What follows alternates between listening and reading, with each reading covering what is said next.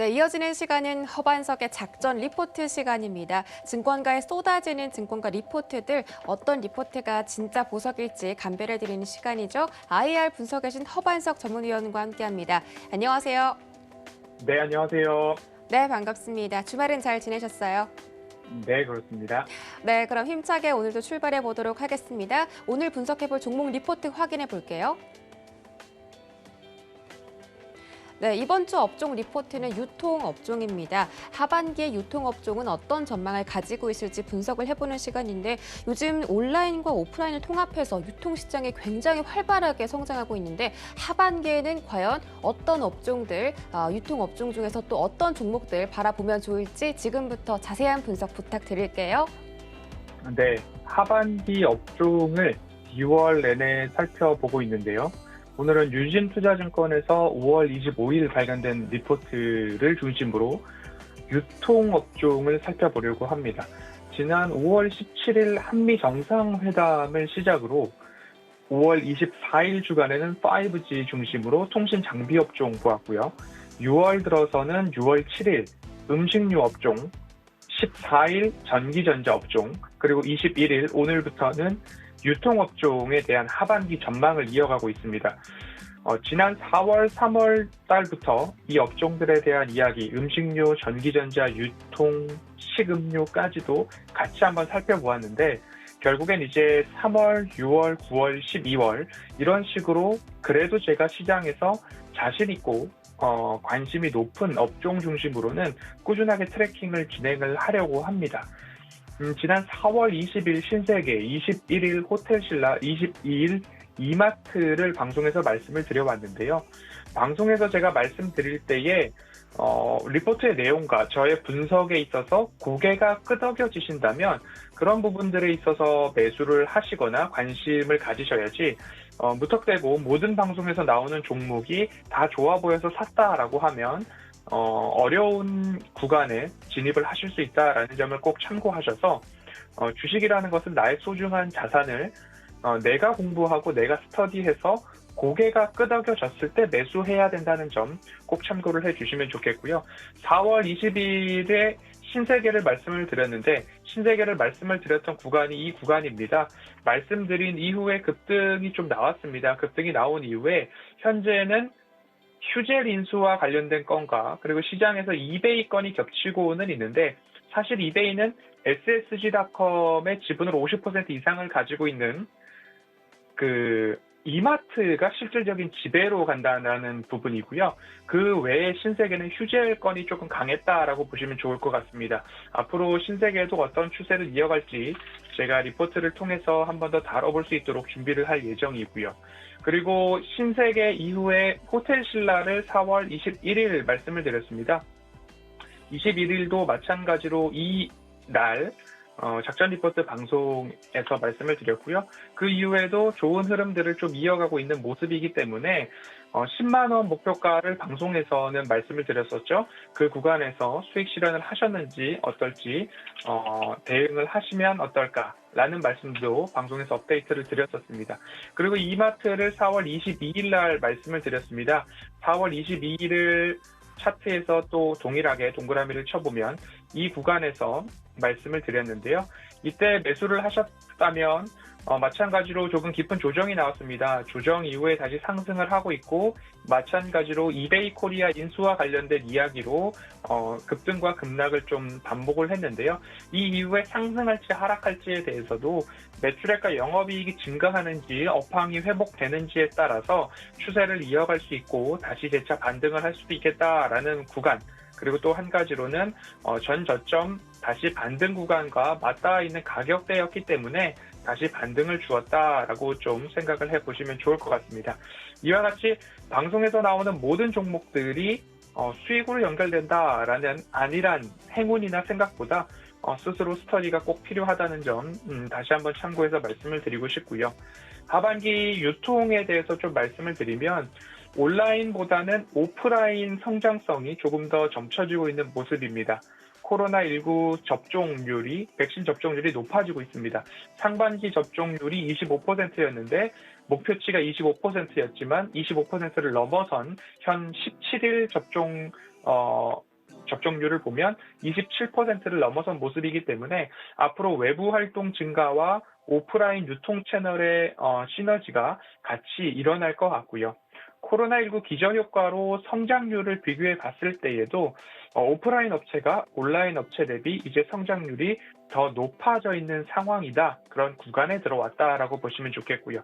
의류에 대한 마진율도 높아지고 있습니다. 외부 활동 증가, 외출 증가, 의류 판매 회복으로 연결이 되고 코로나19로 구조조정을 한 업체들이 많은데 그 구조조정의 결실이 이제 매출 회복을 통해서 이 빠른 영업이익률 개선까지 이어질 것이다 라고 이야기가 나오고 있습니다.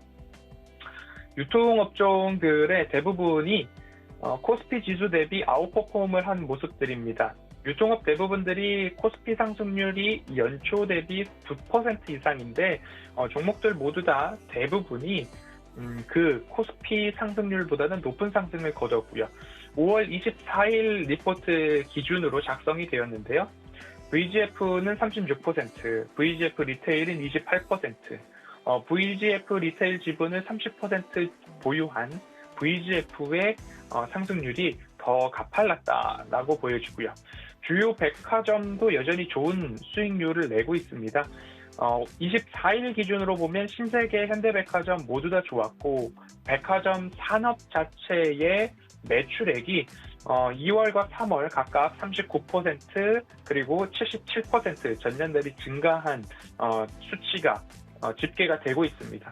면세점 또한 이제 백신 접종에 따른 해외 여행도 이제 이루어지고 있고 비행기도 이제 순차적으로 노선이 회복되고 있는 모습이기 때문에 여전히 어닝 서프라이즈 1분기부터 지속 중이고요.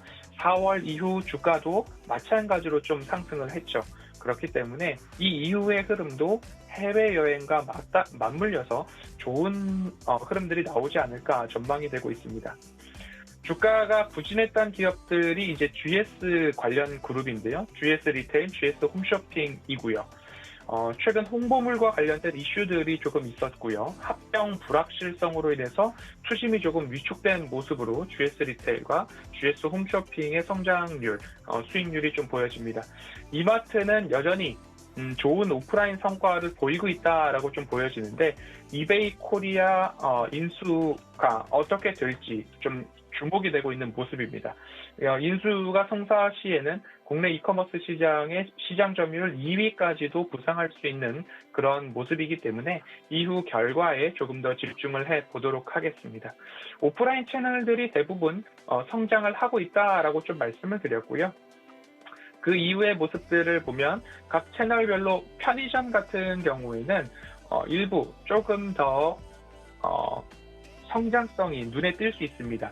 이전에 4월 달에 말씀을 드렸었는데요.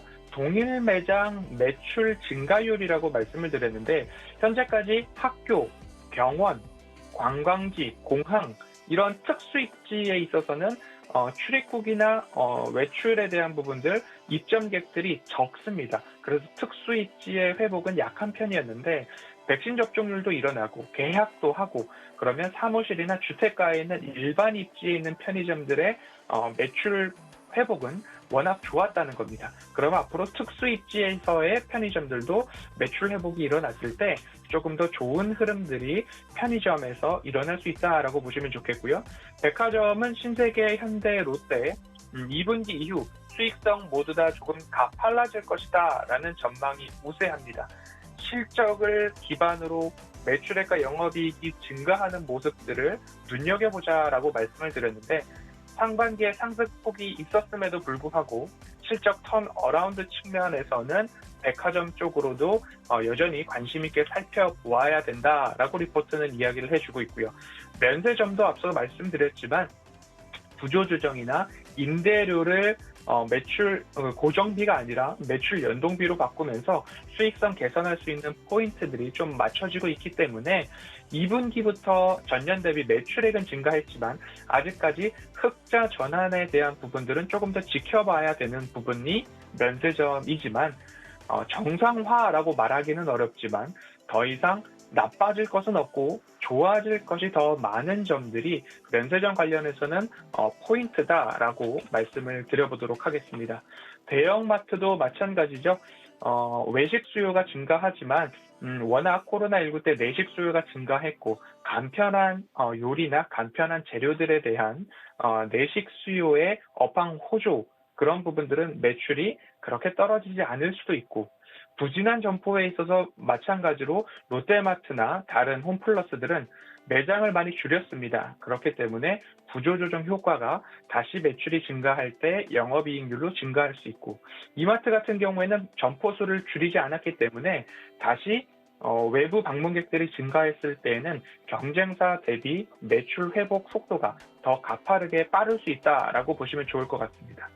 유통업종 전략을 전 업종에서 강조드릴 수 있는 부분들은 단연 실적입니다. 실적이 좋았기 때문에, 그리고 실적이 좋아질 수밖에 없기 때문에 코스피 상승률 대비 아웃퍼폼한 종목들이 굉장히 많았습니다.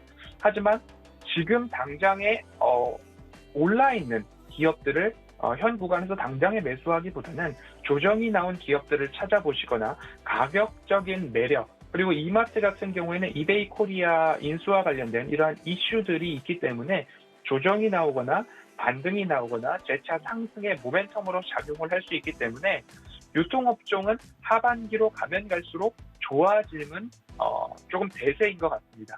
그렇기 때문에 당장의 급한 접근보다는 가격적인 메리트가 어느 가격에서 내가 접근하는 것이 하반기, 연말까지 이끌어가는 데에 조금 더 전략적 대응이 될까, 이 부분 좀 참고를 해보시면 좋을 것 같고요. 이번 주 이 유통업종 안에서 매력적인 기업들을 조금 더 찾아서 업데이트할 기업들은 업데이트를 하고, 새로 소개해드릴 종목들이 보이면 그 부분도 함께 이어가도록 하겠습니다. 허반석의 작전 리포트, 오늘은 유통업종 리포트 여기까지 살펴보도록 하겠습니다.